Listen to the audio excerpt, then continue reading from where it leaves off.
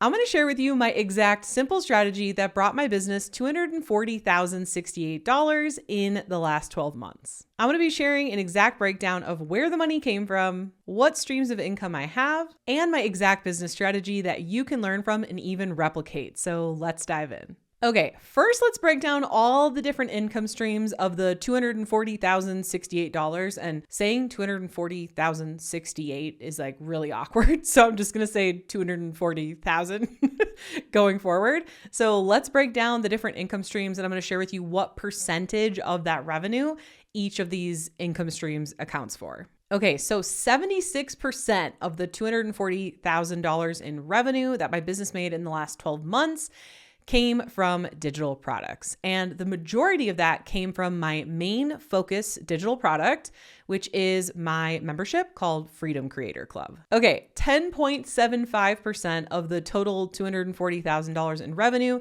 came from affiliate revenue. And I'm not talking about affiliates for my brand, but I'm talking about me affiliating for other brands and receiving commissions from those brands. So the main brands that I'm an affiliate of are System.io, Spotter Studio, and Skool. Apparently your brand has to start with an S. I don't know.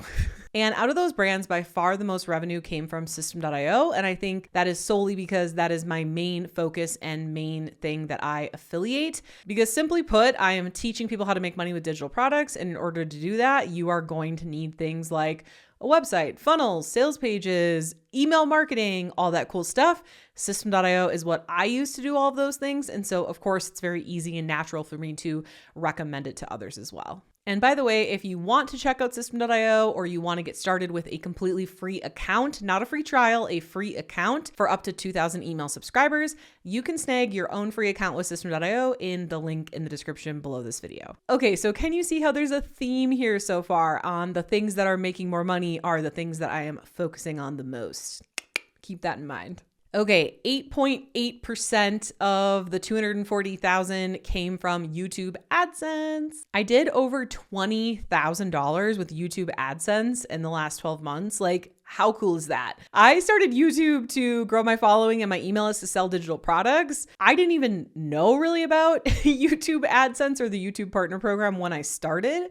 Once I started to hear about it, I was like, oh, that's cool. You know, I thought it was going to be more similar to like Instagram or TikTok where you just get like, you know, a penny here, a dollar there. So the fact that I'm making like a part-time, obviously lower end, but part-time salary from YouTube, growing my following, like I'm getting paid to do this, is completely mind-blowing to me. And last but not least, 4.7% of that total revenue came from brand deals. This was for sure my smallest income stream, and it is what I focused on by far the least.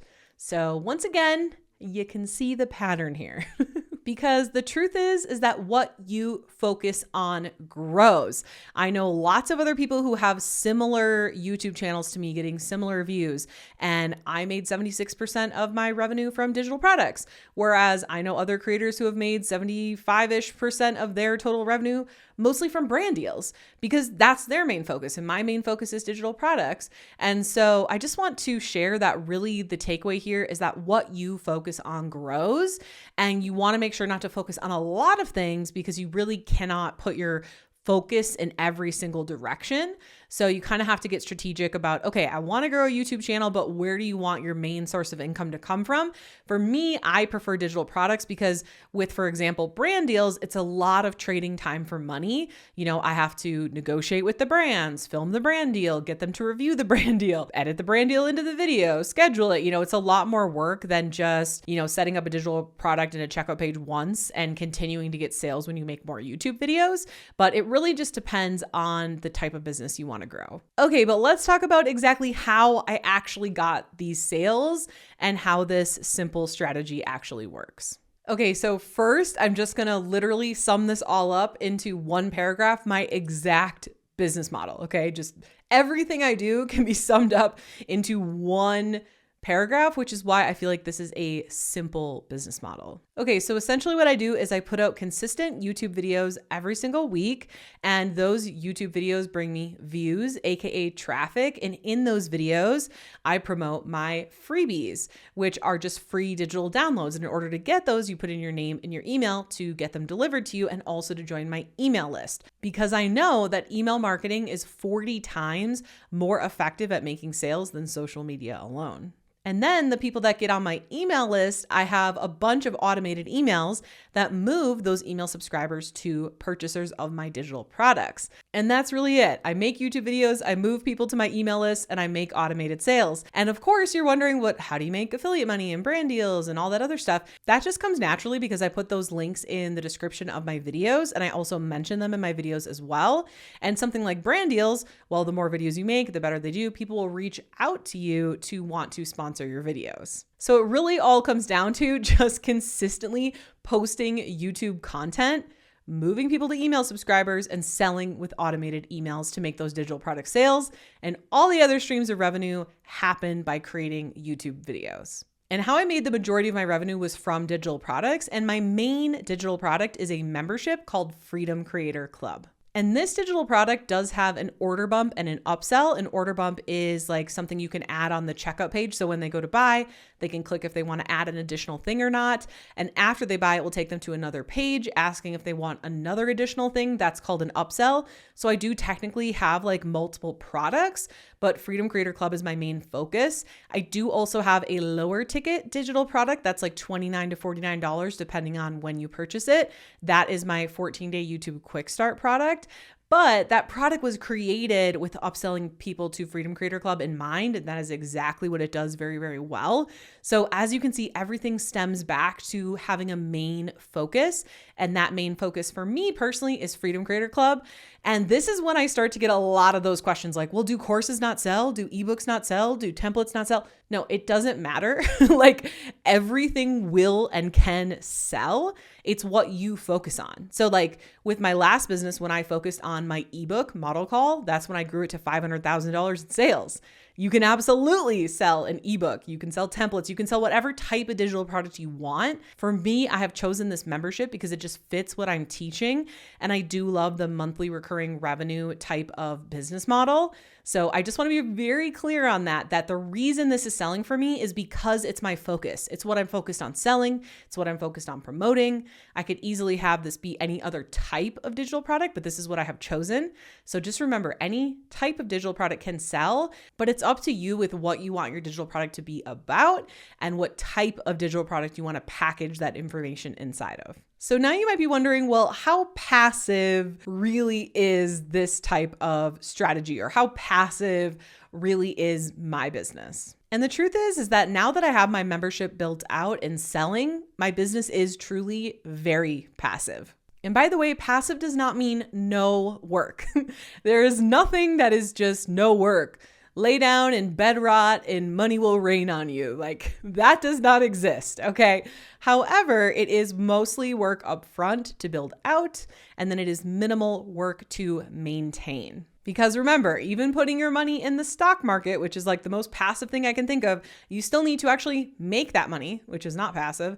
And then you need to take the time to decide which stocks you're going to buy and all that kind of stuff. You need to check in on it. There is nothing that is fully passive. So I just got to get that out of the way. So now that my digital membership is created, I have my checkout page and all that funnel and everything set up and it's selling, and I have my affiliate stuff that works and I'm signed up for their programs, and I actually just recently signed up with a brand deal manager who sends me brand deals.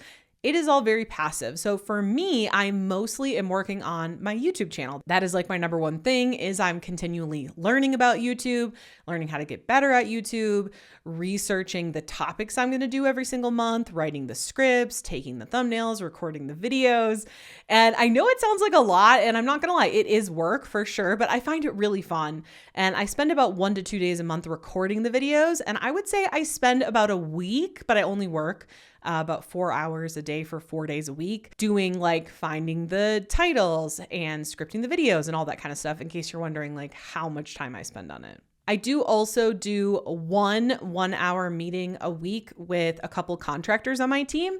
And I do also do a 1-hour Q&A call once a week for my Freedom Creator Club members. Now, of course, these are all chosen by me. You don't have to do a meeting with your team. You don't even have to have a team if you don't want to. I like to have a few key team members because I like to hire people who are better at things than I am. Like, I am not that great at customer service, so I like to offload that right away. And I also have someone on my team who does tech. I don't really like tech. I'm not very good at it. So I like to offload that as well. Those are basically my two main contractors. And then we do also have a couple video editors and a thumbnail designer. Again, I know creators who do all of this themselves.